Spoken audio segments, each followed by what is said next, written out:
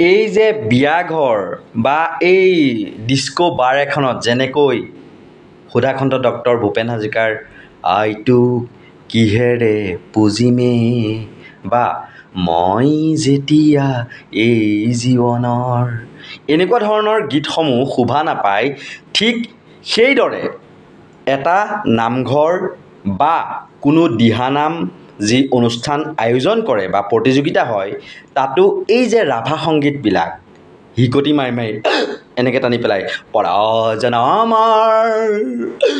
শোভা লগানাত এনেকুৱা ধৰণৰ এইবিলাক শোভা নাপায় বুলি এই কৰিশ্মা নাথ নামৰ যিগৰাকী মানে নামতি আচল নামতি বুলি নকওঁ তেওঁ মানে নামকটো কিৰ পৰা কি পৰ্যায়লৈ তলৰ পৰ্যায়লৈ নিম্ন পৰ্যায়লৈ লৈ গৈছে গতিকে নকওঁ গতিকে এইগৰাকীক সকীয়াই দিয়ক সকলোৱে বৰ্জন কৰক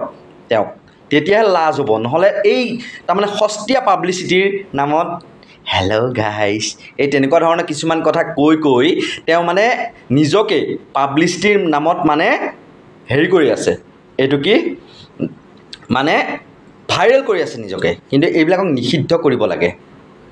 যেনেকৈ মৃতকৰ স্বাৰ্থত মানে বিয়ানামেই হওক বা ডিস্কো ডেন্সেই হওক যেনেকৈ শোভা নাপায় তেনেকৈ সেইদৰে দিহানামতো এনেকুৱা এটা ৰাভা সংগীতৰ অপভ্ৰংশ ৰূপ দি পেলাই মানে শোভা নাপায় দেখুৱাব নালাগে তথাপিও লাষ্টত দেখুৱাইছোঁ চাওকচোন বুঢ়া মানে প্ৰভু এই জনম